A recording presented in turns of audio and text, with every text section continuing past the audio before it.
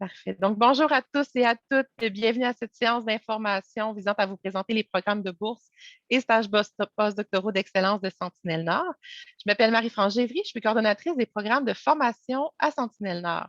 Il me fera plaisir de vous introduire aujourd'hui tous les programmes afin que vous puissiez bien préparer votre demande et vous partager certains conseils pour vous permettre d'accroître vos chances de succès. Donc, notre équipe est également disponible en coulisses si vous avez des problèmes techniques. À propos de la présentation aujourd'hui, donc ça ira comme suit. Nous allons d'abord dire quelques mots sur le programme Sentinelle-Nord. Ensuite, nous allons vous présenter plus spécifiquement les programmes de bourse et stages postdoctoraux, présenter également quelques autres opportunités offertes par le programme et nous procéderons à la période de questions. Donc, le programme Sentinelle-Nord, programme de recherche financé par Apogée Canada depuis 2015, un programme qui a déjà beaucoup de projets à son actif et qui était dans son aire d'aller. Ce qui nous intéresse, c'est de faire la lumière sur l'environnement nordique et de son impact sur l'humain à l'aide d'initiatives de recherche interdisciplinaires et de technologies innovantes, donc visant la santé et le développement durable. C'est vraiment les mots-clés, hein?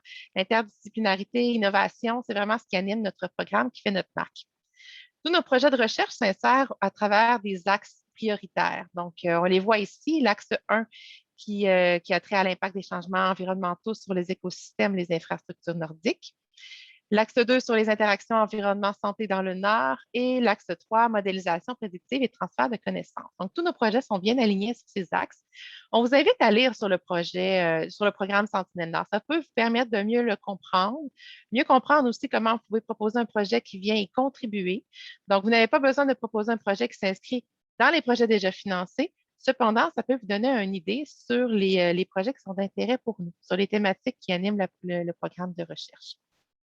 Pour vous donner une idée de ce qui constitue nos thématiques de recherche dans le programme, on a fait un nuage de mots issus d'un événement scientifique passé. Et puis, vous voyez, ça va vraiment dans plusieurs directions. Donc, on est autant dans le microbiote, dans les environnements marins, environnement terrestre. On est aussi dans le cerveau. On est dans le permafrost. On est vraiment dans une diversité de thématiques qui viennent faire la richesse vraiment de notre programme de recherche. Si vous proposez un projet de recherche qui n'est pas actuellement financé, c'est tout à fait admissible et c'est même encouragé de manière à enrichir la programmation de recherche offerte par le programme. Donc, jusqu'à présent, je vous disais, on est sur notre aire d'aller. On est actuellement avec une communauté qui est très riche, qui se traduit par 70 équipes interdisciplinaires, plus de 165 professeurs à l'Université Laval, dans plus de 8 facultés différentes. Donc, c'est très impressionnant de voir toute cette communauté-là mise ensemble au sein d'un même programme. Donc, ce n'est pas traditionnel. On est vraiment très excités de pouvoir avancer ensemble dans ce projet. On a plus de 500 personnes hautement qualifiées, donc autant les professionnels, postdocs et puis des étudiants. Et jusqu'à présent, on a donné 90 bourses d'excellence à l'entremise de nos concours. Donc, l'objet de notre rencontre aujourd'hui, c'est de vous présenter plus spécifiquement les bourses et stages postdoctoraux d'excellence. Donc, le concours est actuellement ouvert. Il reste moins d'un mois pour postuler. Donc, la date limite est le 13 octobre. Des bourses sont offertes sur 3 niveaux, donc autant la maîtrise, le doctorat et le postdoctorat. Et ce qui est à savoir, c'est que c'est une compétition qui, avec le temps, a pris de l'ampleur. Donc, on reçoit énormément de candidatures. Les taux de succès sont relativement bas, donc entre 18 et 23 d'un concours à l'autre. Donc, l'objectif de la rencontre aujourd'hui, c'est de vous aider à vous tailler une place dans la liste courte des lauréats. Donc, de vous donner des conseils qui vont vraiment faire la différence pour vous positionner parmi les gagnants. Donc, on va commencer par vous présenter les programmes un par un et ensuite vous donner des conseils plus généraux pour la préparation de votre demande. Donc, tout d'abord, la maîtrise. Donc, c'est un financement qui est offert de 17 500 par année, qui est renouvelable une fois, donc sur une durée finalement de 2 ans. Vous devez être inscrit dans un programme à l'Université Laval. Donc, vous ne pouvez pas partir avec la bourse Sentinelle-Nord dans une autre université. Il faut vraiment être ici. Il y a possibilité de faire votre parcours en bidiplomation avec une autre université, mais vous devez quand même avoir une attache à l'Université Laval. Vous devez proposer un projet qui utilise une approche interdisciplinaire et ça doit se traduire dans votre équipe de direction de recherche. Donc, vous devez obligatoirement avoir un directeur de recherche et un co-directeur de recherche de disciplines différentes. Si vous ne proposez pas une équipe de co-direction, vous ne vous qualifiez pas pour une bourse Sentinelle. Vous devez également avoir un projet de recherche qui soit pertinent pour le programme, donc qui soit vraiment en phase avec nos axes prioritaires. Vous devez vous documenter pour bien pouvoir l'argumenter et compétitionner. Et également, au niveau des notes, il y a un seuil minimal à avoir pour pouvoir appliquer à nos bourses. Donc, de B pour le bac à moins pour la maîtrise en cours. Au niveau du doctorat, la bourse est de 21 000 par année, renouvelable 2 fois, donc sur une durée totale de 3 ans. Et vous devez de la même façon être inscrit à l'Université Laval et remplir les mêmes critères qui sont demandés pour la maîtrise, autant en termes de pertinence, d'interdisciplinarité que pour les notes. Pour le postdoctorat, c'est une approche un peu différente parce que votre bourse, elle est reversée sous forme de salaire. Donc, Sentinelle-Nord verse un salaire de 40 000 par année brut et qui doit être complété par une autre source de financement pour les avantages sociaux sur une durée totale de 2 ans. Vous devez être titulaire d'un doctorat depuis moins de 5 ans pour commencer un stage postdoctoral. Vous devez également, ou si vous êtes en train de faire votre doctorat, vous devez viser le finir dans une période très prévisible de moins de 6 mois. Vous devez être supervisé par un chercheur de l'université, mais vous ne devez pas nécessairement présenter une co-direction. Donc, c'est un peu différent ici.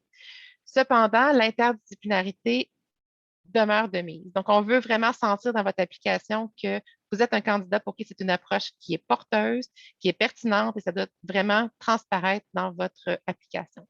On doit voir avec qui vous allez travailler dans votre équipe rapprochée, là. Vous devez également montrer votre pertinence pour le programme. Donc, si ces bourses vous intéressent après ce premier pitch, donc je vous invite maintenant à commencer vos démarches pour postuler. Comment on fait? Tout d'abord, il faut lire attentivement les instructions sur le site Web. Donc, le programme de bourse Sentinelle-Nord est différent d'un autre programme de bourse. Si votre stratégie, c'est de faire un copier-coller, ce n'est pas une bonne idée. Donc, il faut vraiment s'assurer de répondre à nos critères spécifiques si vous voulez vous tailler une place dans le programme. Vous devez prendre connaissance des critères d'évaluation pour bien préparer votre demande. Donc, ils sont très bien écrits, très bien explicités sur notre site. Vous devez rapidement prendre contact avec 2 répondants. Donc, dans le passé, on a vu des candidats, des excellents candidats qui avaient peut-être tardé à contacter leurs répondants et qui n'ont pas pu avoir une demande complète à temps.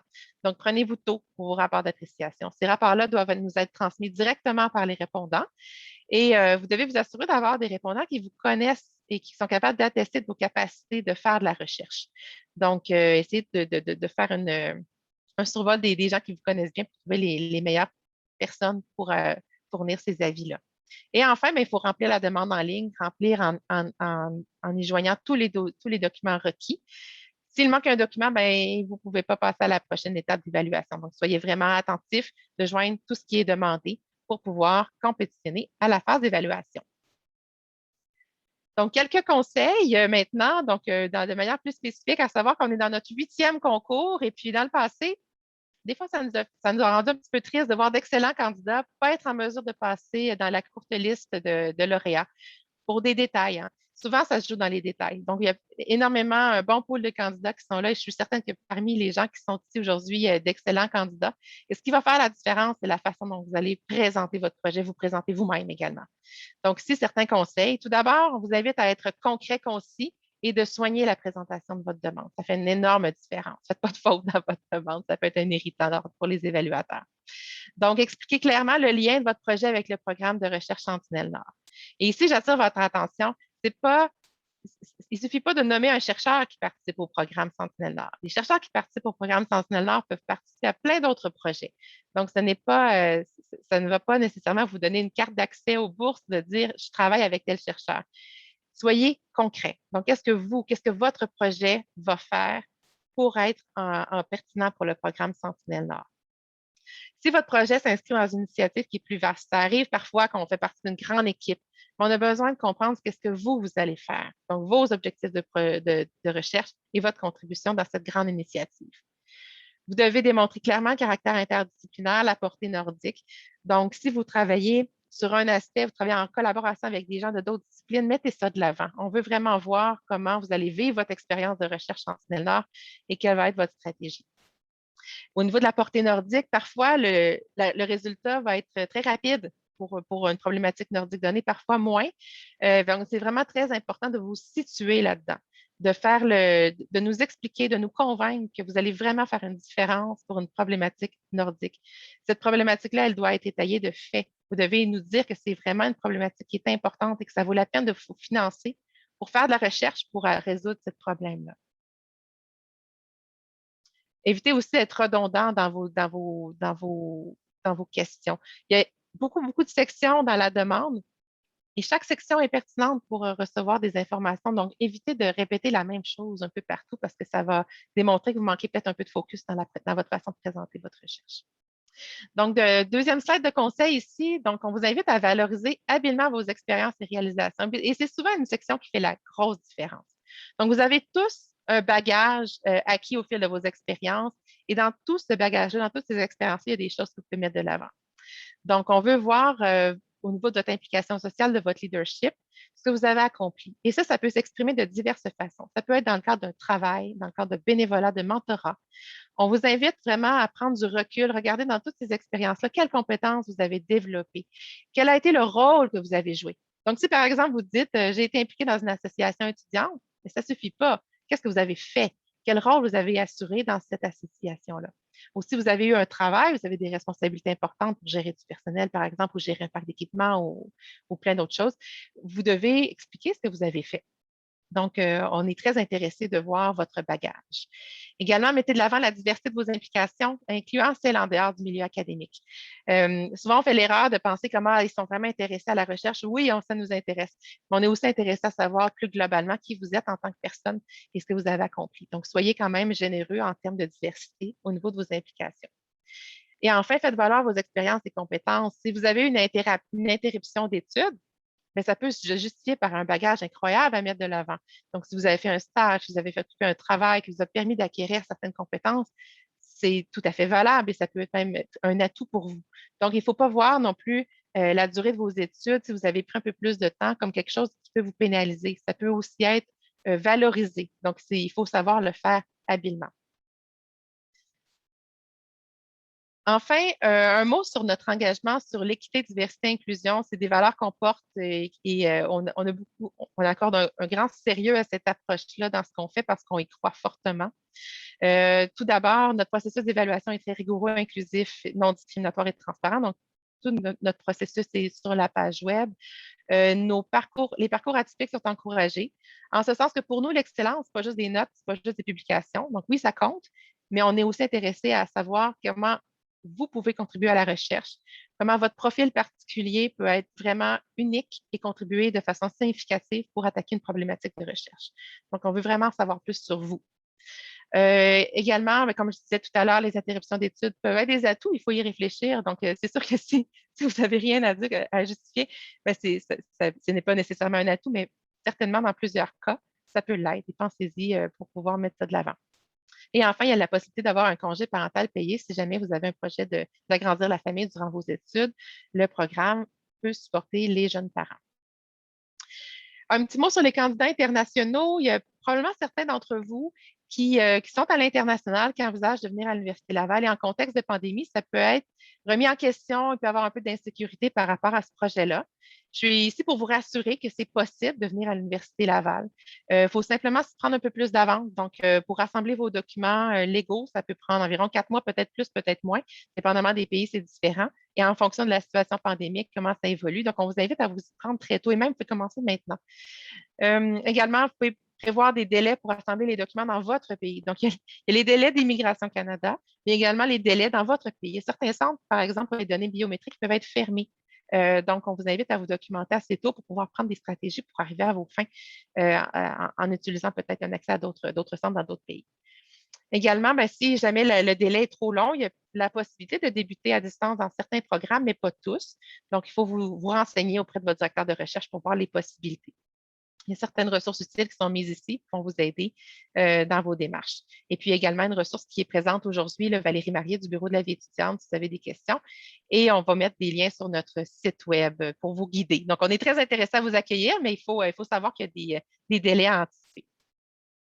Et enfin, il y a d'autres opportunités offertes par le programme. C'est un programme qui est très dynamique, qui mise beaucoup sur le développement des compétences et de votre réseau à l'international. Donc, des bourses pour vous soutenir dans vos mobilités à l'international sont offertes. On soutient la publication à libre accès à travers le fonds d'auteur et on a des activités expérientielles, beaucoup d'écoles doctorales qui vous amènent dans des lieux exceptionnels dans le Nord, dans des environnements hautement technologiques qui sont très prisés et très appréciés par notre communauté. On a également une association étudiante qui est très dynamique, qui va vous permettre vraiment de tisser des liens entre vous et pouvoir vivre cette interdisciplinarité-là un peu au quotidien. Donc, vous allez le vivre dans votre recherche et à travers d'autres implications que vous pourrez avoir. J'attire votre attention sur une formation qui est offerte déjà la semaine prochaine, qui est gratuite sur la fiche scientifique et également sur la gestion de projet, qui est offerte en octobre. Donc, vraiment, on a une programmation assez soutenue à chaque session. On a ici un témoignage d'une étudiante actuelle du programme Sentinelle-Nord qui vit à fond sa transdisciplinarité. Donc, juste pour vous mentionner que concrètement, l'expérience qui est vécue, elle peut être significative pour les étudiants et puis on vous encourage vraiment à envisager de venir participer au programme Sentinelle-Nord pour pouvoir en bénéficier. Donc, ça conclut ma présentation. Je vous invite à considérer d'appliquer et puis je vous donne aussi quelques ressources utiles qui sont ici pour votre préparation. On va cesser l'enregistrement pour procéder maintenant à la période de questions.